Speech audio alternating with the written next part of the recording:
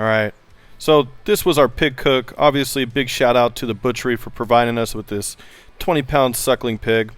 What we did is, to start this cook, we went ahead and injected it with a combination of some different fruit juices, salts, and spices. And what Jeff Bailey right here, I should say Pitmaster Jeff Bailey, what he's doing is he's going over the rubs that we're using. So we're using a little bit of the AP rub by Malcolm Reed, and then what we did is we went ahead and took that peach rub by Heath Riles and put a nice heavy coat of that. And then towards the end, what we did is we used some of the Swine Life grind. It has that like savory taste to it that we really enjoy. And here what we're doing is we're setting the Yoder Cheyenne, and we're going to run it between 225 and 275, monitoring using the ThermoWorks signals. And what we're going to do right here is we're going to go and stuff the cavity with a pineapple and a couple oranges. Once we stuff it up in there, we're going to go ahead and put that back onto the Yoder Cheyenne and let it smoke at about 250. That's where we had the pit rolling at that day.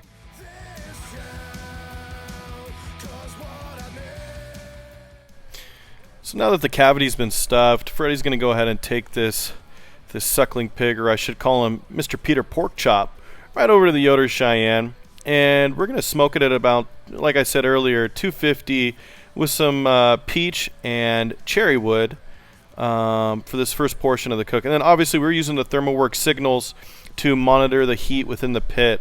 You know, ThermoWorks does a great job with some of this new technology they've come out with. So check the link tree in our Instagram bio for discount on those products.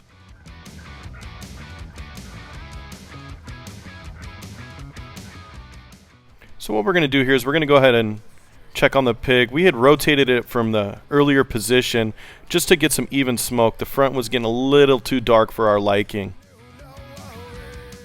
So at this point in the cook, we're going to start to check the internal temperature. We wanted to aim for about 160, and as you can see, we're about 144. So now we're just sitting and waiting. And this is where we started to discover the issue with internal temperature and the color of the pig's skin. We didn't want the skin to get too dark, and we noticed that if we would have kept the pig on there any longer, the skin would have started to turn charred. And that's what we tried to avoid. It's kind of like that live and learn lesson. So what we did is we eventually started to wrap the whole pig in foil. We go back a couple hours later, and it's only rising internally maybe 4 or 5 degrees. So at this point, what we decided to do is we just say, you know what, let's get rid of the wood, no more smoke.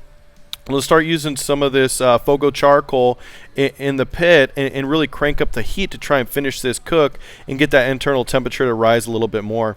And eventually, after, you know, maybe a couple more hours, we like what we saw. So what we did is we decided to pull the pig out. We're going to take it over to the table and start to enjoy it. I know there was a lot of hungry people at this point. So, as you can see, don't look too shabby. We got good color. Peter Pork Chop, ready to be devoured. Nobody ate the nose, don't worry, except for maybe Freddie. So we took it on over to the table. It was a hot day, and we're going to go ahead and slice it open. So what we started to do was do it at the shoulder, and then we start to cut into the rib, and then what we're going to do is go ahead and get the ham. But first we got to get all these internal trimmings out of there, that pineapple and orange we'd stuck up in the cavity at the beginning of the cook. So I'm going to do this quarter by quarter. As you can see, we got the pork shoulder or butt at the front of the pig where we took off the skin right there. Jeff says, "What up?" And then we're going to start at that rib portion and just pull that away. Look at that skin. It just pulls right off from the connective tissue of the meat. And we had to try a little bit from the loin right there, that rib part right up towards the top of the pig here, and boy, was it good.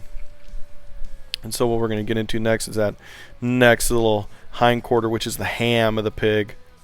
But look at that pull apart. And now at this point, it's every person for themselves. We're just completely ripping this pig apart.